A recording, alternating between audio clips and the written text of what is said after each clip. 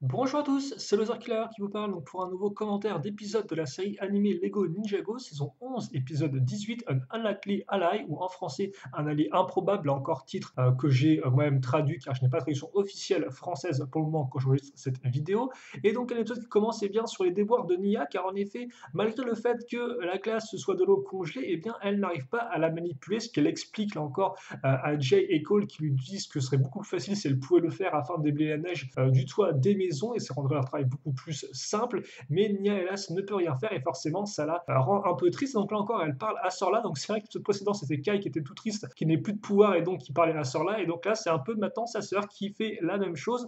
Sorla qui lui dit qu'elle doit juste apprendre à peut-être mieux communiquer justement avec la glace, vu que l'eau et la glace, au final, ce ne sont qu'une chose et la même, malgré leurs différences. Et donc justement que Nia doit continuer à travailler dessus, même si forcément, elle, ça allait plus en colère qu'autre chose. Encore plus quand elle voit que Kyle, lui, maintenant, a retrouvé ses pouvoirs et cela coule douce, bien peinard comme il est, un peu en mode sauveur. Bah forcément, c'est Kyle, donc il est forcément arrogant de nature, donc il est sur une sorte de hamac improvisé pendant que les autres bossent. Et justement, en parlant de bosser, Lloyd, lui, décide qu'il est temps, justement, de parler à Nia et de lui dire qu'il faut que reste derrière et qu'il puisse protéger le village pendant que lui partira, car en effet, face à la force de l'empereur de glace, il pense qu'il est plus judicieux de partir seul de façon discrète que d'y aller tous les 5 et de façon un peu violente, car ils n'ont aucune chance en laissant la manière forte, et donc il vaut mieux se la jouer un peu infiltration, et donc voilà, ce sera le seul à partir pour aller essayer de trouver Zane. Donc forcément au début, Nia n'est pas forcément d'accord avec ça, puis elle accepte effectivement de rester derrière avec les 4 autres ninjas pour défendre le village, mais elle lui donne bien sûr avant tout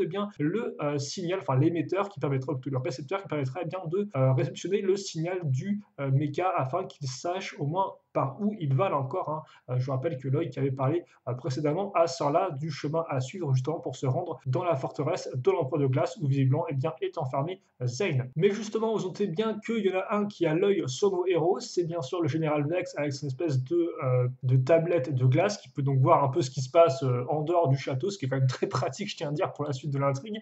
Et donc justement, qui voit que Lloyd commence à partir de son côté et qui se rend aux prisons où il parle à un mystérieux prisonnier, on voit juste son nom, donc on ne sait pas trop de qui il s'agit, Zane probablement, et donc justement il lui dit que voilà, le personnage vert vient de partir, que le prisonnier peut encore les aider et que justement si le prisonnier les aide, l'empereur de glace lui en sera reconnaissant et donc pourra le sortir de sa prison, ce à quoi le prisonnier répond en renvoyant son repas au barreau, montrant qu'il est déterminé à faire opposition au général Vex et à l'empereur de glace. Voilà. Et donc après, on retrouve Lloyd justement qui commence à s'aventurer tout seul dans les neiges. Là encore, il fait face à des loups, mais il est aidé par un autre loup, mais un loup blanc cette fois-ci et à 3 queues, donc justement qui lui permet d'éloigner les ennemis. Il le remercie en lui donnant le poisson que lui avait confié Jay avant de partir et il continue son chemin. Et justement, il arrive dans le passage qui s'appelle la colère de Wujira. Donc là encore, c'est moi qui ai traduit le nom. Donc un endroit où il faut être le plus calme possible, car sinon, au moindre bruit, la neige commence à tomber. Enfin, il y a une sorte d'avalanche, si vous voulez, quoi. La neige s'affaisse, et d'ailleurs, il s'en rend compte directement en entrant dedans et en éternuant. Et justement, il a à peine le temps d'éternuer, donc de refaire le passage derrière lui, que face à lui, se présentent des gars blizzards envoyés par le général Vex.